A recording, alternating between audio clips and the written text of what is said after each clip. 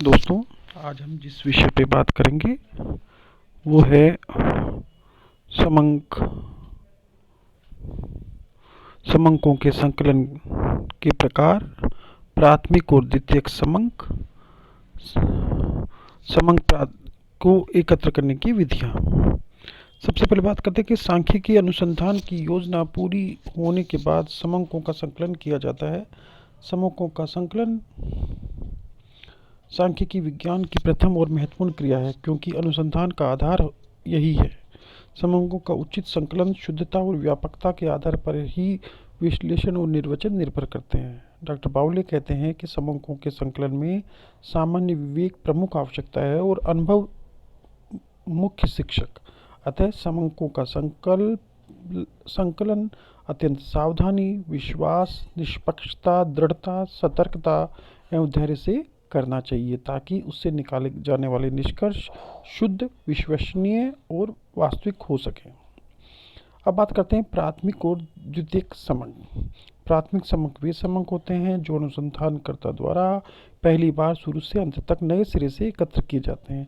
जो समंक अनुसंधानकर्ता द्वारा स्वयं किसी उद्देश्य के लिए मौलिक रूप से एकत्र किए जाते हैं, उन्हें हम प्राथमिक समंक कहते हैं। जैसे देश में बाल श्रमिकों की स्थिति, शिक्षा के अधिकार आदि के बारे में यदि कोई अनुसंधानकर्ता नए सिरे से मौलिक समंकों का संकलन करता है तो वह प्राथमिक समंक की श्रेणी में आएंगी।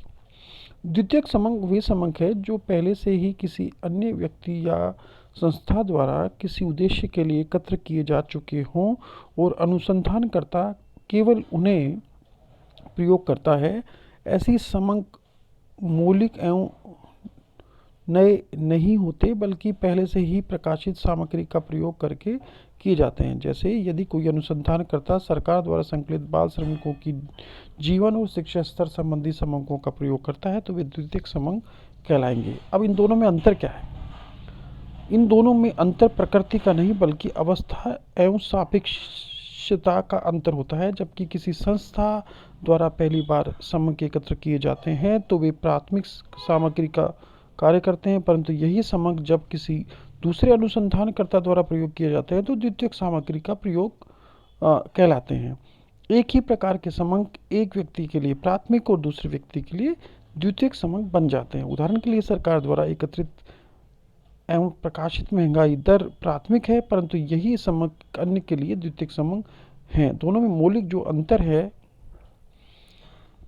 प्राथमिक समंक के सदैव मौलिक और नए होते हैं जो विभिन्न सांख्यिकी रीतियों के लिए कच्चे माल की तरह होते हैं, जबकि द्वितीयक समंकों का प्रयोग एक बार हो चुका होता है। वे मौलिक एवं नए नहीं होते, ये सांख्यिकी रीतियों के लिए किसी निर्मित माल की तरह होते हैं।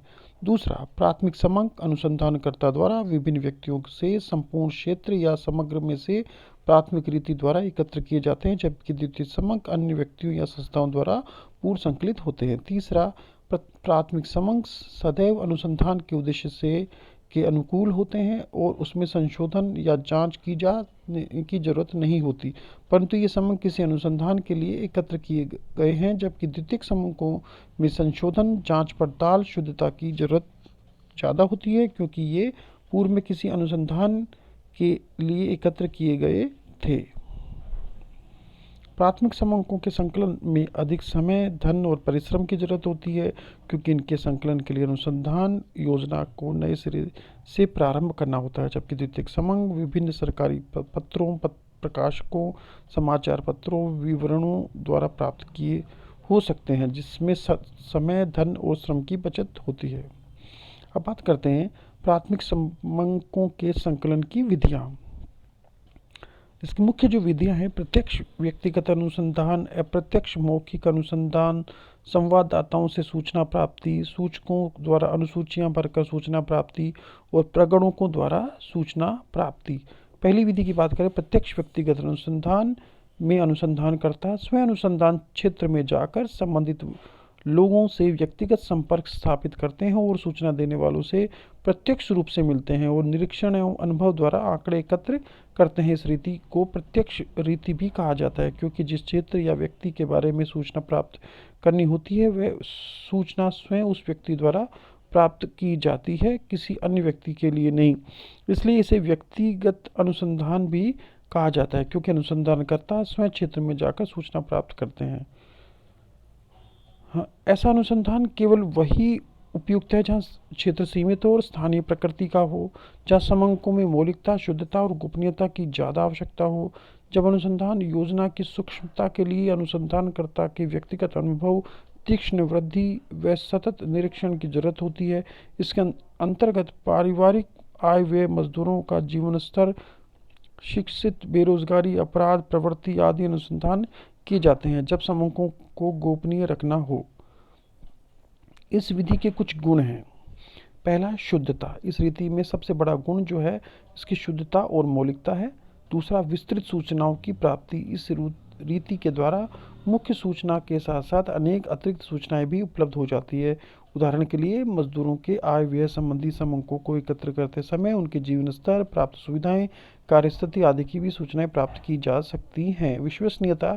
इस रीति द्वारा प्राप्त किए गए आंकड़े विश्वसनीय होते हैं क्योंकि वे आंकड़े अनुसंधानकर्ता द्वारा स्वयं कार्यक्षेत्र में जाकर एकत्र किए जाते हैं और संकलन के दौरान अनुसंधानकर्ता सूचना देने वालों की सभी संदेह दूर करके सही सूचना प्राप्त करता है। और यही यदि यह जानबूझकर गलत जानकारी देते हैं तो अनुसंधानकर्ता घुमा फिरा कर प्रश्न करके आसानी से जांच कर लेते हैं। सजातीयता। इस रीति द्वारा उपलब्ध सभी समंकों में सजातीयता का गुण पाया जाता है क्योंकि ये सभी आंकड़े एक ही व्यक्ति द्वारा एकत्र किए जाते हैं। लचकशीलता। यह प्रणाली लचीली प्रवृत्ति की होती है। अनुसंधानकर्ता अपनी आवश्यकता अनुसार समंकों और प्रश्नों में संशोधन करके उचित सूचना प्राप्त कर लेता है। सार्थकता। इस प्रणाली में सूचना देने वाले से अनुसंधानकर्ता स्वयं संपर्क करता है, जिसके संकलन कार्य उत्साहवर्धक होता है और समंकों की सार्थकता बढ़ जाती है। दोष देखिए, सीमित क्षेत्र में ही है लागू की जा सकती है। अपव्यय। इसमें जो है समय, धन और श्रम का अपव्यय होता है। पक्षपात। अनुसंधानकर्ता के व्यक्तिगत द्वेषों, पक्षपात और सनक आदि के कारण परिणाम दूषित और एकांगी होने की आशंका बनी रहती है। और निष्कर्ष भ्रामक। की आशंका रहती है कि सीमित क्षेत्र होने के कारण संकलित समक पूरे समग्र पर सही प्रतिनिधित्व न करे एवं निष्कर्ष भ्रामक हो जाए। सावधानियां। इस रीति का प्रयोग करते समय कुछ सावधानियां बरतनी आवश्यक है। अनुसंधानकर्ता व्यवहार कुशल, अनुभवी और परिश्रमी और धैर्यवान हो। अनुसंधानकर्ता उस क्षेत्र की भौगोलिक, सामाजिक स्थिति, भाषा और रीति रिवाजों से परिचित हो और पूछे जाने वाले प्रश्न संक्षिप्त और सटीक हों। दूसरी विधि की बात करें, अप्रत्यक्ष मौखिक अनुसंधान। इस प्रणाली के अंतर्गत समस्या से प्रत्यक्ष रूप से संबंध रखने वाले व्यक्तियों से सूचना प्राप्त नहीं की जाती, बल्कि ऐसे व्यक्तियों या साक्षियों से मौखिक पूछताछ की जाती है जो इस समस्या से अप्रत्यक्ष रूप से संबंधित हो, अर्थात जिसके बारे में सूचना प्राप्त करनी है उससे प्रत्यक्ष संपर्क स्थापित नहीं किया जाता। उदाहरण के लिए, श्रमिकों की आय की जानकारी के लिए श्रमिकों से सीधे संपर्क न करके मिल मालिकों या श्रम संघों द्वारा पूछताछ करके जानकारी प्राप्त कर लेते हैं। जिन व्यक्तियों से सूचना प्राप्त की जाती है अर्थात प्रत्यक्ष रूप से संबंधित होते हैं, साक्षी कहलाते हैं, विटनेस कहलाते हैं। साक्षी ऐसे व्यक्ति होने चाहिए जो समस्या या स्थिति या व्यक्ति के संबंध में पूर्ण जानकारी रखते हो। इस रीति का निम्न परिस्थितियों में उपयोग किया जा सकता है: जब अनुसंधान क्षेत्र बहुत व्यापक या विस्तृत हो, जब सूचना देने वाले व्यक्ति की व्यक्तिगत संपर्क संभव न हो, वे अरुचि, अज्ञानता, जानबूझकर सूचना न देना चाहे या सूचना देने में असमर्थता जाहिर कर दें, जब संबंधित व्यक्तियों से प्रश्न या बात करना उचित न हो या पक्षपातपूर्ण व्यवहार की आशा हो। इस रीति का प्रयोग सरकारी स्तर पर नियुक्त समितियों या आयोगों द्वारा भी किया जाता है। इस रीति के जो गुण हैं, इसमें मितव्ययता रहती है, समय और धन और परिश्रम आदि कम लगता है, विशेषज्ञों की सम्मति इस के अनुसंधान विषय पर विशेषज्ञों की राय एवं सुझाव प्राप्त होते हैं और पक्ष और विपक्ष के व्यक्तियों से पूछताछ करने की समस्या के सभी पहलुओं पर विचार हो जाता है। निष्पक्षता। इस रीति के द्वारा समंक अनुसंधानकर्ता की व्यक्तिगत द्वेष के कारण प्रभावित नहीं होते और विस्तृत क्षेत्र में इसका प्रयोग किया जा सकता है और सरल और सुविधाजनक है। दोष की बात करें कि इसमें अशुद्ध परिणाम जो है वो आ सकते हैं क्योंकि अनुसंधानकर्ता को सूचनाएं परोक्ष रूप से प्राप्त होती है। और साक्ष्यों के दोष, जिन साक्ष्यों से सूचना एकत्र की जाती है उनकी लापरवाही, अज्ञानता, पक्षपात के कारण अशुद्ध समूह की प्राप्ति हो सकती है। सावधानियां, सूचना देने वाले साक्ष्यों की संख्या पर्याप्त होनी चाहिए। चुने गए साक्ष्यों के में पक्षपात का समावेश नहीं होना चाहिए। साक्ष्यों से पूछताछ करते समय उनकी मनस्थिति, मनोवृत्ति का ध्यान रखना चाहिए और वे उदासीन या लापरवाह नहीं होने चाहिए। साक्ष्यों को समस्या से संबंधित सभी पहलुओं का पूर्ण ज्ञान होना चाहिए और अनुसंधानकर्ता को साक्ष्यों से पूछताछ करते समय धैर्य, विनम्रता, चतुराई और निष्पक्षता से कार्य करना चाहिए। प्रत्यक्ष अनुसंधान और अप्रत्यक्ष मौखिक अनुसंधान में जो अंतर है वह हमें यहाँ देखने को मिल रहा है। तीसरी विधि है संवाददाताओं से सूचना प्राप्ति रीति में अनुसंधानकर्ता द्वारा विभिन्न स्थानों एवं स्थानीय व्यक्ति या संवाददाता नियुक्त कर दिए जाते हैं जो अपने अनुभव एवं निरीक्षण के आधार पर समय समय पर सूचना भेजते रहते हैं। संवाददाताओं की सूचनाओं में प्राय अशुद्धि की संभावना रहती है क्योंकि वे समंकों का संकलन अपने तौर तरीके, रुचि, निर्णय आदि के आधार पर करते हैं। इस रीति का प्रयोग निम्न अनुसंधानकर्ता करते हैं। इस रीति का प्रयोग समाचार पत्रों, पत्रिकाओं, आकाशवाणी, मीडिया आदि में किया जाता है। सरकार भी विभिन्न वस्तुओं की थोक मंडियों से बाजार भाव एक ज्ञात करने एवं फसल आदि का अनुमान लगाने में इस रीति का प्रयोग करती है। इस रीति का उपयोग प्राय ऐसे अनुसंधानों के लिए किया जाता है जिसमें शुद्धता की काफ़ी कम जरूरत होती है।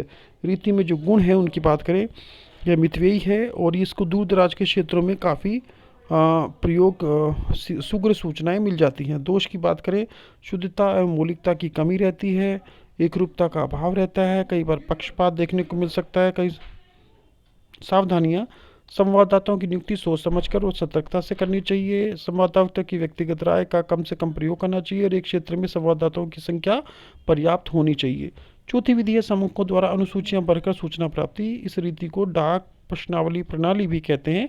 इस रीति के अनुसार अनुसंधानकर्ता को समस्या से संबंधित प्रश्नों की एक सूची प्रश्नावली तैयार करता है, फिर सूची को की प्रतियां डाक द्वारा सूचना देने वाले के पास भेज दिया जाता है जो उसे भरकर निश्चित तिथि पर लौटा देते हैं।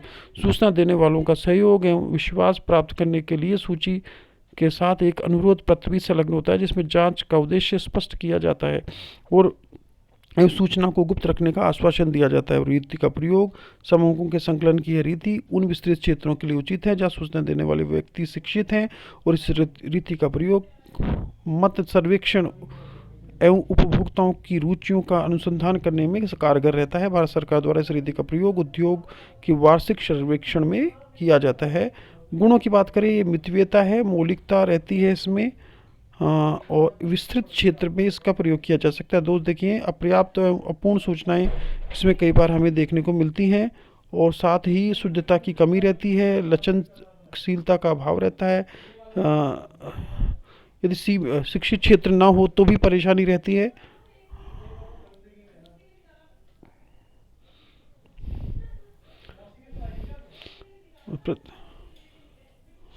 प्रति जांच का अभाव रहता है। सावधानियां, सूचना देने वालों के उद्देश्य आदि की स्पष्ट जानकारी होनी चाहिए। सूची तैयार करते समय ध्यान रखना चाहिए कि प्रश्न सरल, स्पष्ट और छोटे हों, प्रश्नों की संख्या कम हो, उत्तेजना, शंका और विरोध उत्पन्न करने वाले न हो, हाँ या ना देने में उत्तर देने वाले प्रश्न होने चाहिए। प्रश्न ऐसे हों जिससे उनकी प्रति जांच हो सके। सभी अनुसूचियां निश्चित तिथि तक प्राप्त हो जानी चाहिए। सूचियां बिना किसी पक्षपात और पूर्वाग्रह के तैयार की जानी चाहिए। पांचवी जो विधि है वो प्रगणकों द्वारा सूचना प्राप्ति है। सूचकों द्वारा अनुसूचियां भरवा कर मंगवाने में अनेक कठिनाइयां होती है और सूचना भी अपूर्ण, अपर्याप्त और अशुद्ध होती है। इन कठिनाइयों को दूर करने के लिए यह रीति अपनाई जाती है। इस रीति को तैयार की गई अनुसूचियों को डाक द्वारा न भेजकर नियुक्त किए गए प्रगणकों द्वारा घर घर जाकर सूचकों से पूछताछ करके स्वयं अनुसूचियां भरी जाती है।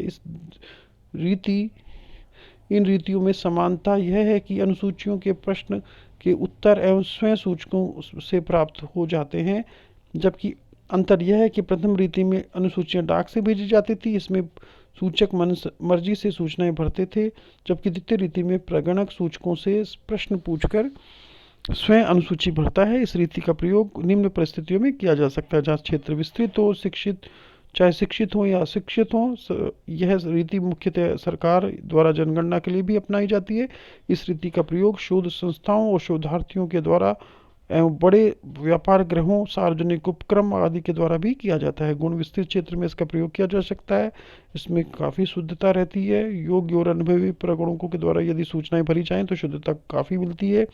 व्यक्तिगत संपर्क बना रहता है, जिससे जटिल प्रश्नों का भी उत्तर हमें आसानी से मिल जाता है और इसकी प्रति जांच भी की जा सकती है। निष्पक्षता, इस रीति में पक्षपात का विशेष प्रभाव नहीं पाता, क्योंकि प्रगणक दोनों प्रकार की प्रवृत्तियों, पक्ष और विपक्ष के होते हैं। सूचकों द्वारा पक्षपात भी प्रगणक की उपस्थिति के कारण नहीं किया जा सकता। और विश्वसनीय, ये प्रगणकों द्वारा सूचकों के उद्देश्य की स्पष्ट जानकारी दिए जाने के कारण सभी संदेह दूर करने के कारण अधिक विश्वसनीय सूचनाएं प्राप्त होती हैं। दोष देखें, ये काफ़ी महंगी है, जटिल है, कठिन होता है और स्वाभाविक अभिनीति, प्रगणकों के आचार विचार और कार्यशैली में अंतर के कारण संकलित सूचनाओं में अंतर आ सकता है, यानी बायसनेस हमें देखने को मिल सकती है।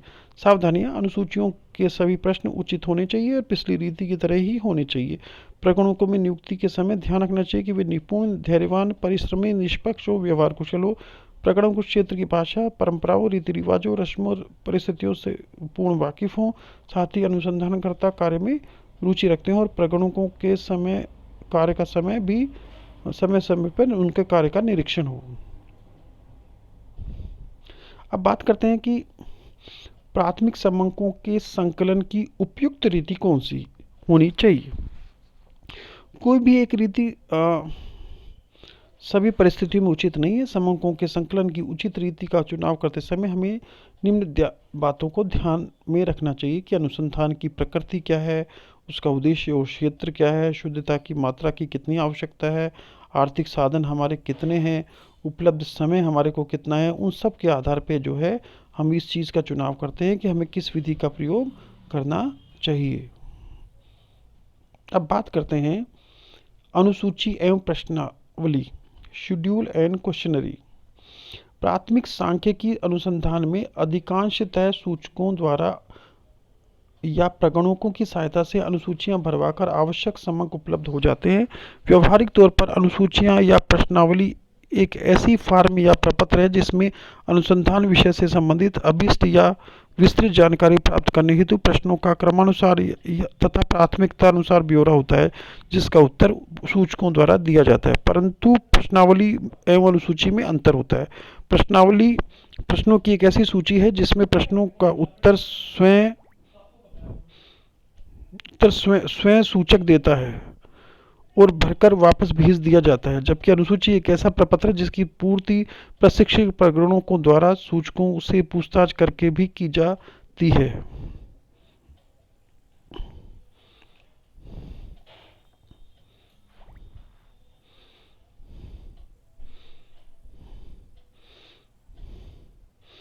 अब बात करते हैं कि द्वितीयक समंक का संकलन।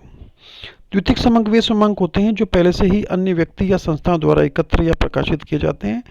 ब्लेयर कहते हैं कि द्वितीयक समंक वे समंक है जो पहले से ही अस्तित्व में है और जो वर्तमान प्रश्नों के उत्तर के लिए न होकर बल्कि किसी दूसरे उद्देश्य के लिए एकत्र किए गए थे। अनुसंधानकर्ता इन समंकों को संकलित नहीं करता बल्कि उद्धृत बोरो करके अपने सांख्यिकी के अनुसंधान में इसका प्रयोग करता है। इसके जो स्रोत हैं वो प्राथमिक और अप्रकाशित स्रोत भी होते हैं और अप्रकाशित स्रोत भी होते हैं। प्रकाशित स्रोत में अंतर्राष्ट्रीय प्रकाशन, सरकारी प्रकाशन, अर्ध सरकारी प्रकाशन, समितियों और आयोगों के प्रकाशन, व्यापारिक संस्थाओं व परिषदों के प्रकाशन, अनुसंधान व शोध संस्थाओं के प्रकाशन, समाचार पत्र व पत्रिकाएं, व्यक्तिगत अनुसंधानकर्ताओं के प्रकाशन शामिल होते हैं। और अप्रकाशित स्रोत भी कुछ हो सकते हैं जिनका विधिवत प्रकाशन नहीं होता है, जैसे शोधार्थियों द्वारा किए गए शोध कार्य, कॉलेजों के रिकॉर्ड आदि। उनके आधार पर हम इसका प्रयोग कर सकते हैं।